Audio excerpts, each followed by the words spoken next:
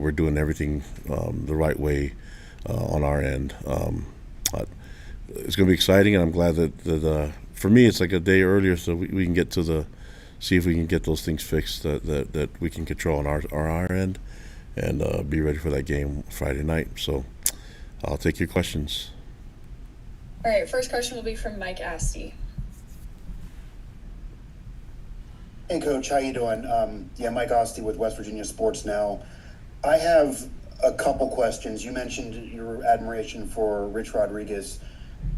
Can you explain more of maybe your connection or relationship with him over the years? He obviously had that first tenure, but then was away from West Virginia for a long time, did coach out west at Arizona. And then my second question, after you answer that, is last year's game, BYU, when they entered the field in Morgantown, they had the West Virginia State flag that BYU carried on the field.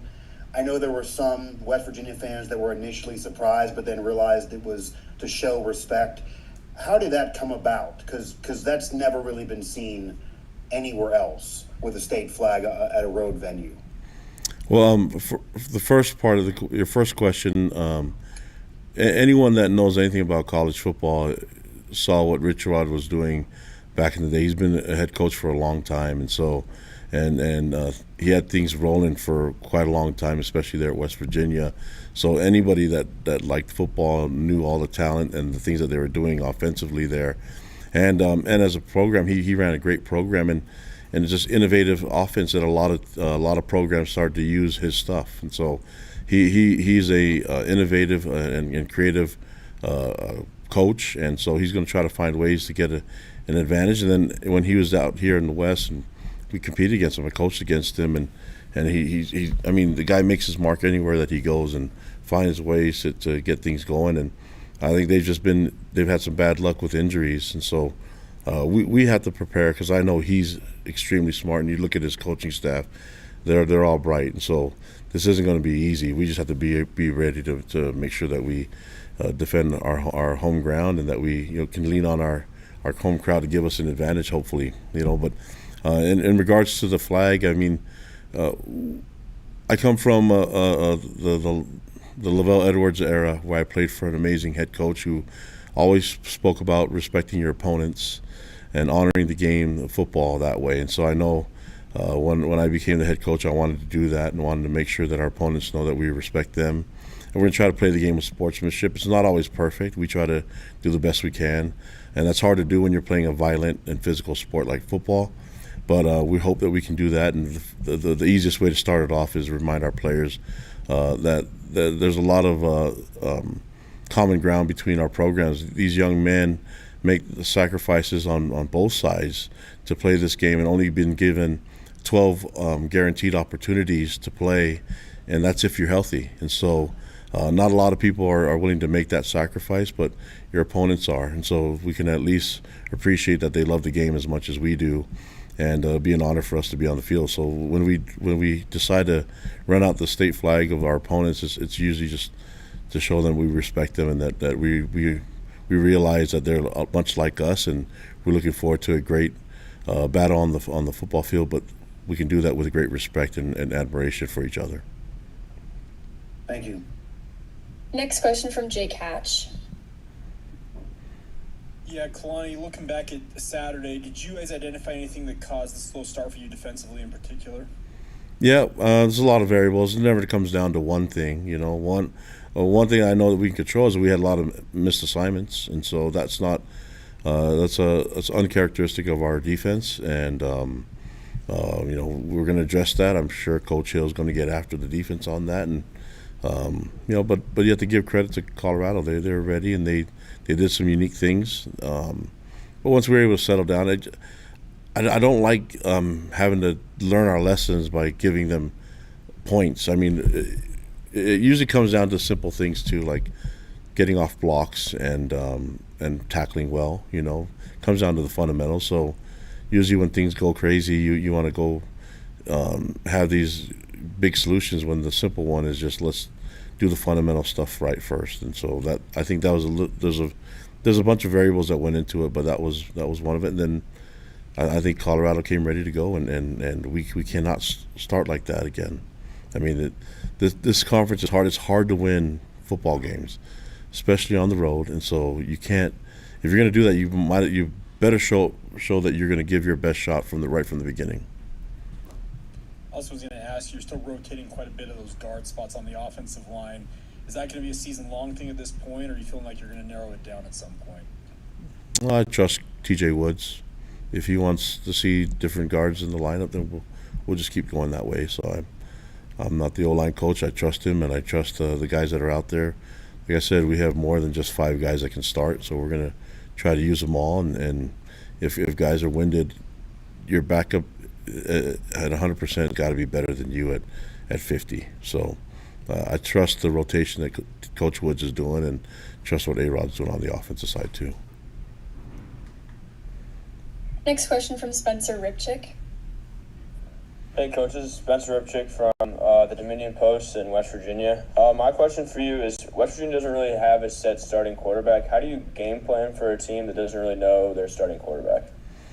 Well, I guess we have to prepare for all of them. You know, and they've used a bunch of quarterbacks. They all have stats, and so it's not easy. But you know, we have to prepare for all of them. And I think if you can look at maybe even for us to maybe assume we're going to see certain looks for different guys, but if you look at all the quarterbacks, they're all athletic. They can run, they can throw, and they know the system. So it's going to be really difficult. But you know, regardless of who we face, we need to make sure our guys are assignment sound on our end, but and that we tackle well. That's going to be the key. Next question from Jay Drew. Yeah, I got 2 questions. Kalani, first, your running back situation. We saw the comments you made to Greg Wrubell about Sione Moa, but are you making any more adjustments, or do you feel like you got the right people behind LJ that you can weather this kind of storm? Weather the storm of not having a running back in there? Just being a little bit thin at running back. Yeah, we're fine. We got guys that can run the ball, and so I mean that's you just don't know about them yet. But there's guys that are capable of running the ball, and guys that can play with LJ, whether it's Enoch Nawahine or Preston Rex or you know, Logan Payne, Jovesa Taumuni. There's a lot of guys that we feel good about in that room, and they're probably just not common names, and maybe guys haven't heard about them, but they're super talented, and you know, they'll make their mark. A lot of you guys didn't know much about Sione Moa before either, so I trust Harvey Unga as a running back coach, and Fessy and A-Rod and TJ Woods there, so we'll be fine. And then with Max Alford, he got in a couple plays, looked good. He's obviously backing up. Well, I forgot who he's backing up, but you know. I just wanted to ask I think Ciala and Sarah, yeah. Yeah. Did you know his father, Aaron, from your days at the University of Utah, and why did you guys go out and get Max out of the transfer portal? Yeah, I worked with Aaron, and I'm good friends with him and family. I've known Max since he was a little boy, and so you know, him and his brothers and his mom. I know the whole family, very familiar with him, and when he went into portal, I mean, you're seeing Max play on the field a lot more because we have a system where we want to keep guys fresh. But Che was kind of in that position where him and Seattle would rotate quite a bit. And when we lost Che, you know, it was important for us to keep a rotation somewhat consistent, so we can keep our guys fresh. And so that's why you've seen Max. He's done a great job, and other linebackers like Miles Hall and also you know, Ace Kafusi has done a great job too, and Micah Kafusi. So you'll see quite a bit of those guys. Hopefully not too much, because that means well, maybe you want to see them a lot. That means we're taking care of business. But I do like the talent at the linebacker group, and I am thankful that Max is with us, and you know, love his father, and you know, he passed a while ago, and so he was a great friend to me, and you know, Aaron Alford's a great man. I'm glad that I get to coach his son. Next question from Brandon Gurney. I have a question about Bodie Schoonover. Had a pretty significant pass knockdown. Listed as a co-starter on this week's depth chart. What strides have you seen from Bodie and just rising to the status he is currently? Well, we've always known that Bodie has a talent to disrupt and do some really good things for us on the D-line. I've been really impressed with his progress and things that he's been able to do. I mean, he's so big and he's so fast that he can play D-end and can also play inside. And so he had a great game against Colorado, but he's had a great season so far. And when I think we're just barely starting to see what he can really do. I'm excited to see what he can do this game too. But things are starting to really click for him, and give him a lot of credit for how hard he's worked and how much he sacrificed to get to this point. Next question from Mitch Harper. Kalani, just wanted to ask you on the heels of President Russell M. Nelson passing away, just wanted to see if you had any reflections or memories that you connected with President Nelson through your role as the BYU football head coach and maybe his connections when he was here to BYU football.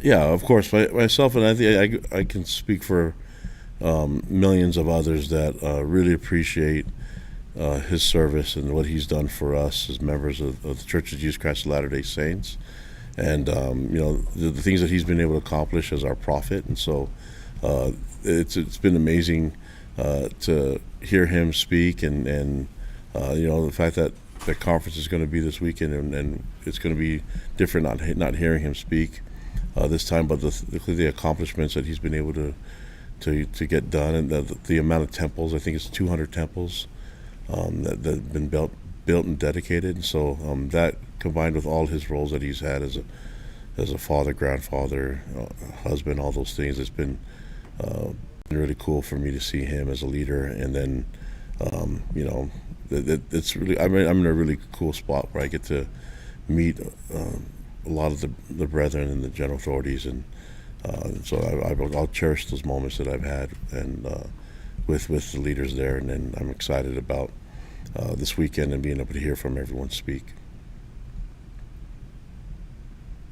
All right, next, last question will be from Jay Catch. Yeah, Kalani, just wanted you already kind of alluded to what you're expecting from West Virginia and Rich Rod. Do you have experience, if I'm not mistaken, going up against him as a defensive coordinator when you were at Utah? Does that help you at all in terms of preparing for a game like this? Yeah, I mean, it helps Jay too, and the game has evolved though. It helps only if Rich Rod only ran the stuff back then and hasn't changed one bit. But he's an innovator, so he's going to do things different, and he's the guy who knows football. He knows how to put points on the board, and we've got to figure out a way to make it difficult for him and his offense. And so that's going to be the goal. It's easier said than done, but we're excited about the challenge and excited to be back home. And I think Rich Rod's a great coach and one of the well-known coaches out there, in our profession. So I look forward to seeing him. And I mean, we've had great interaction. He's always been super good to me. So I'm excited for him to be here in Provo and be in our stadium, named after my mentor, Lavelle Edwards. All right, that'll be the last one. Thank you, Coach. All right, guys. Thank you. All right, next up we'll have Parker Kingston. I should have said something about Bodie and his legitimate beard carded beard. Yes.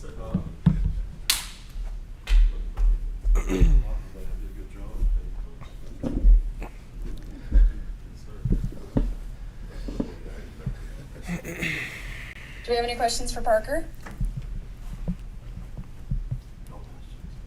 No questions. All right, we'll start off with Jay Catch. Yeah, Parker, we saw you get your starting, I guess not starting job back, but get your chance to return punts again against Colorado. How'd that feel to get back out there? Yeah, it was awesome to be back out there. Felt good. Haven't done it in a couple weeks, but I was excited to be back out there when K-Pop called my number. I knew I had to do something. I didn't get the longest return. They pinned me on the sideline, but I got what I could, and I'm looking forward to the rest of the season. Also wanted to ask you, a little bit of a slow start in that game for the team. You guys responded, obviously, you were able to get the win. Give us your overall reaction to just how things played out at Colorado. Yeah, I mean, it just shows how resilient our team is on both sides of the ball. They came out, it was 14-0 before we could even blink, and the defense stepped up big time, stopping them in the second quarter to let us come back. And then from then on, we were just rolling. The offense was rolling, moving the ball down the field. The defense was stuffing them, getting huge sacks. And special teams was making big plays with Sam pinning them deep in their own end zone, and it's been good to see the team come together in those tough wins. I mean, we haven't really had adversity, and I think that was our first taste of adversity, and we handled it well. Next question from Brandon Gurney. Regarding the course of your season, you sat out a good portion of fall practice, I think, with some minor injuries and breaking in a new quarterback. And it seems like you've started to hit your stride.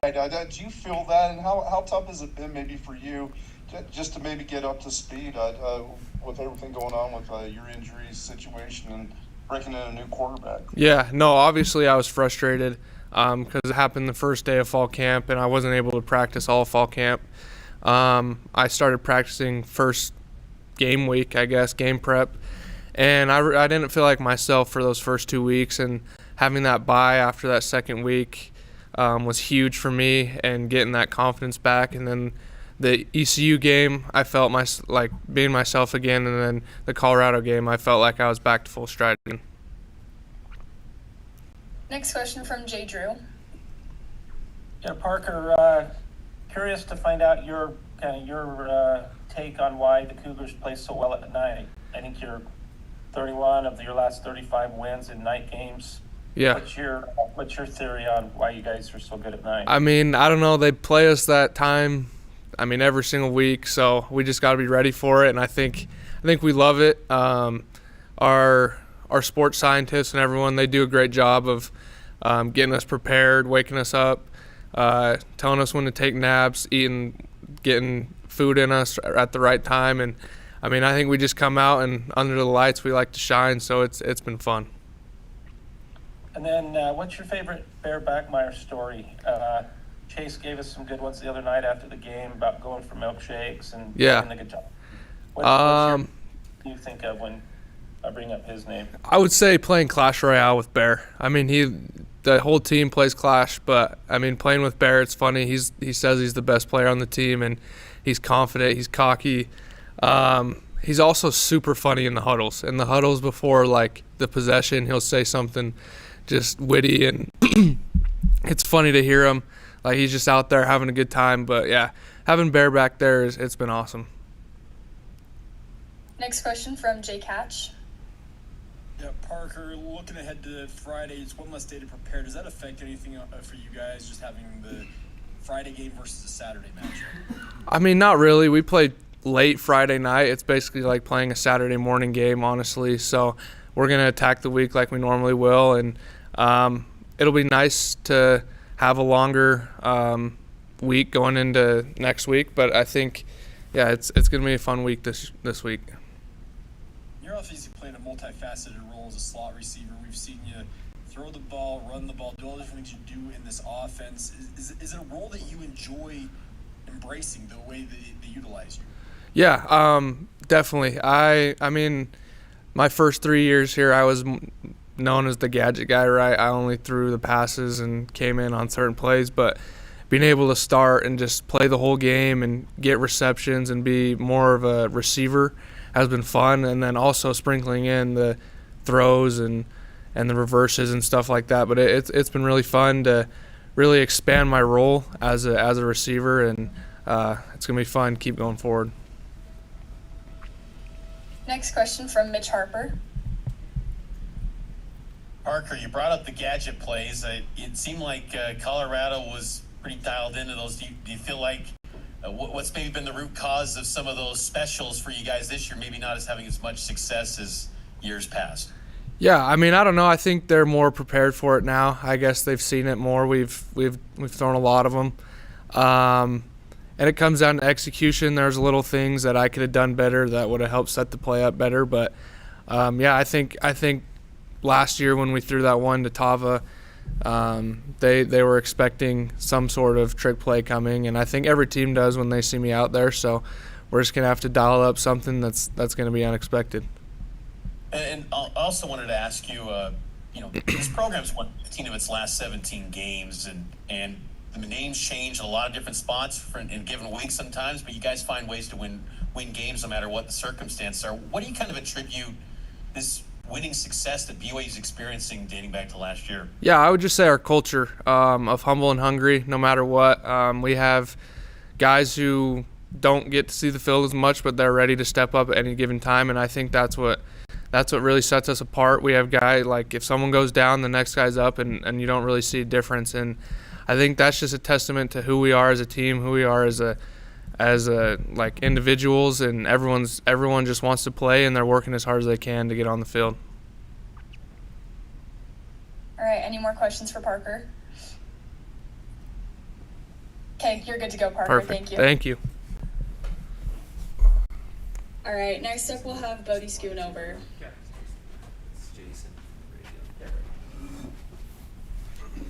Hey, Bodie, welcome. Thank you. Have any questions for Bodie?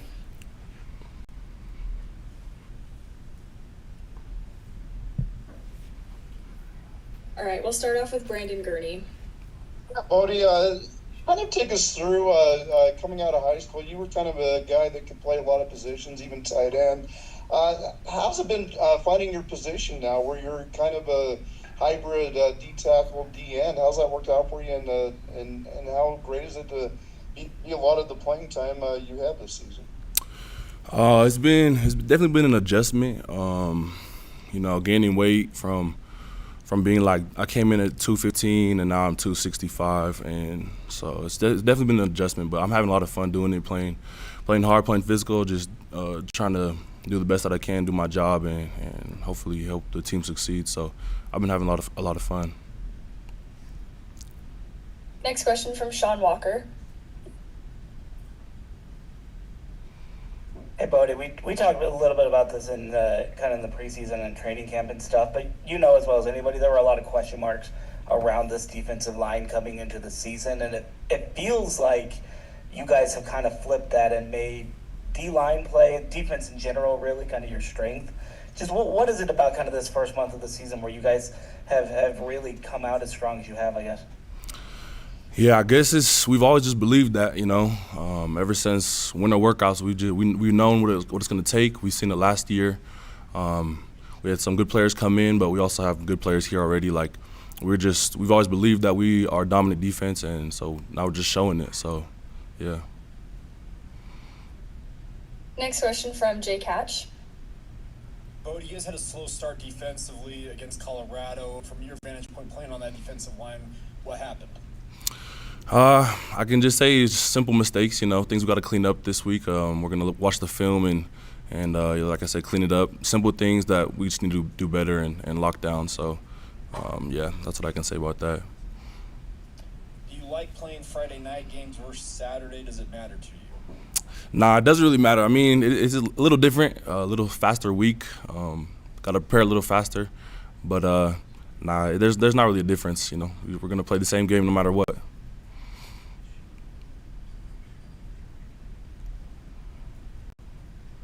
Any other questions for Bodie?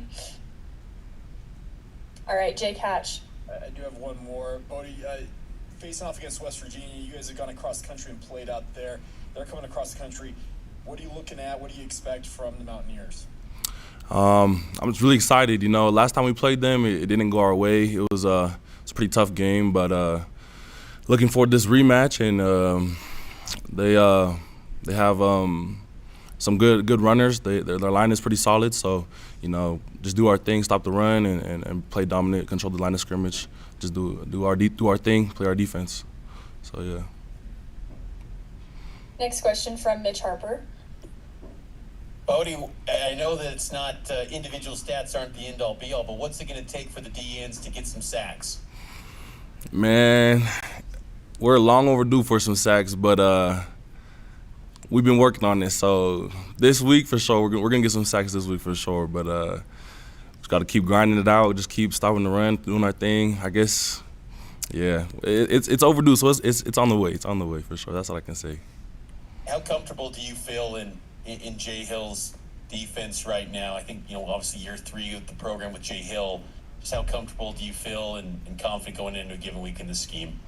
I feel very comfortable, very confident in this defense. I mean, yes, like you said, it's my 3rd year being in the defense, so I've been here for a while, and I feel very confident and comfortable in this defense, just ready, and I know how dominant it can be as well, as we've seen last year and this year. So, yeah, I'm very comfortable.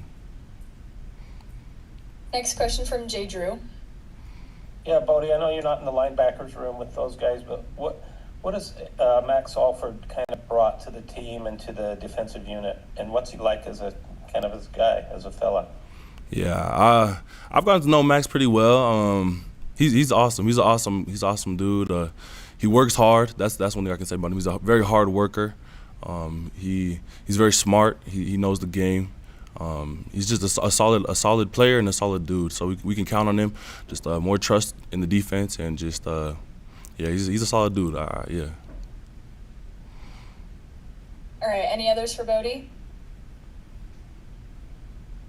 Okay, looks like you're good to go, Bodie. Awesome. Thank you. Thank you. All right, and then last today we'll have Faletau Satuala, who will be here in just a second.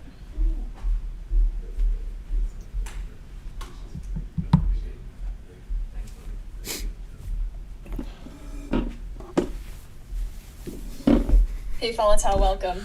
What's up? All right, we have got any questions for Faletau?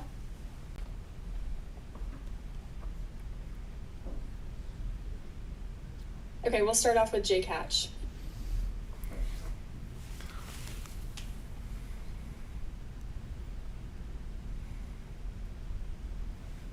Hey, Jake, do you have a question?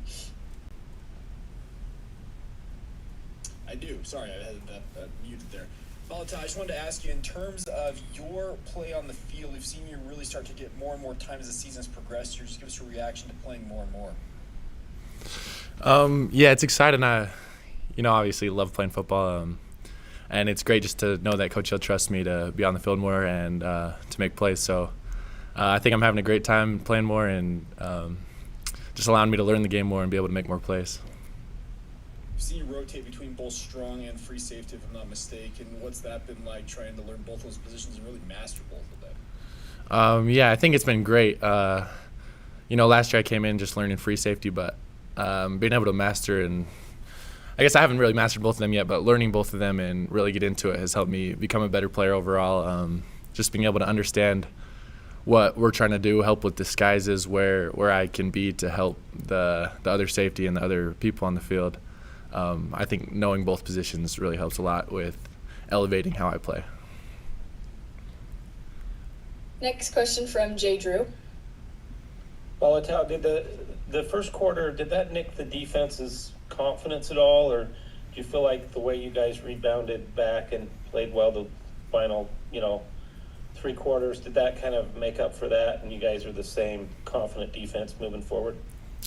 I don't think it was anything against our confidence. If anything, it just showed that we could play through adversity a lot, and we really had to rally together. Some great adjustments made.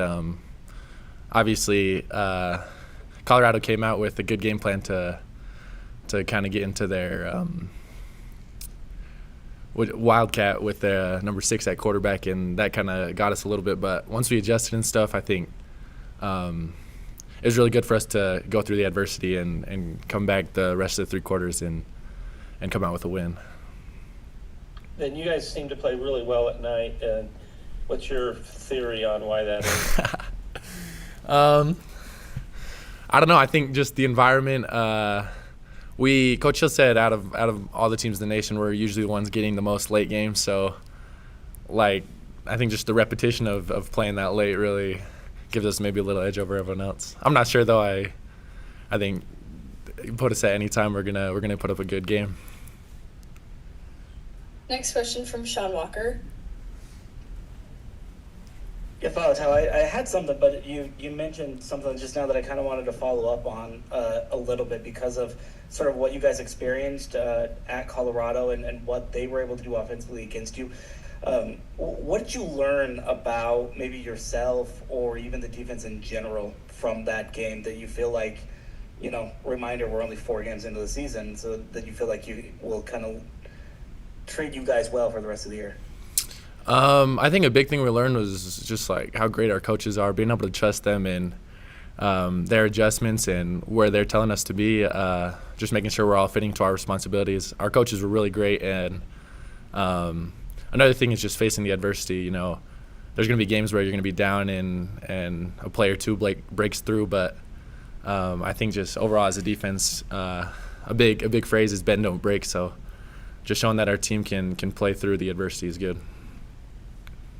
And then you touched on it a little bit there with the night games, but college football is usually a Saturday sport. You're well aware. You followed it probably most of your life, I'm sure. What's kind of the biggest difference in playing on a Friday night? And obviously you get one less day to prepare, but do you feel a difference like in the game week at all, or is it just kind of go out and play? Yeah, it kind of messes with our schedule a little bit, but at the end of the day, like, we just got to play the football game. You can't let little things like that change how we play and how we prepare. Just putting a little extra work in every day to make sure we're prepared mentally wise. That extra day that we don't have, we can make up for by putting a little more work in the film room every day. Next question from Mitch Harper. Faletau, take us through your first career sack. That moment, how was it, and what was that play called to get home and get that sack? Yeah, we were called in man coverage, but I was lined up on their tight end, 84. He's a pretty big blocking tight end, so pre-snap I'm assuming he's going to stay into block, but obviously I got to see run pass, and to me it almost looked like it was designed QB run, him sprinting out after his read, but I kind of had a similar play against ECU where quarterback was scrambling, running out, and I got stiff-armed and didn't make the play. So I kind of had to make up and show that I can make those tackles and get to the quarterback. And now looking ahead to West Virginia and their quarterback situation, kind of a little bit of uncertainty. What are the challenges from your perspective, now second year in the program, of preparing for a game week where there's a little bit of mystery as far as the opponent's quarterback situation? At the end of the day, whoever they put out there, I think we're gonna do a good job preparing for their whole offense and how they're gonna play. I think it was a little bit with Colorado. We didn't really know who they're gonna put out, but I think same with that. Like, we just came out and obviously the first drive or two was a little rough, but we figured it out and made adjustments and played. Virginia has a really good rushing offense, so I think that'll be a big thing for them. And our rush defense has been pretty good all year, so I think we'll be good against it. All right, any others for Faletau? Okay, you're good to go. Thank you. Appreciate it.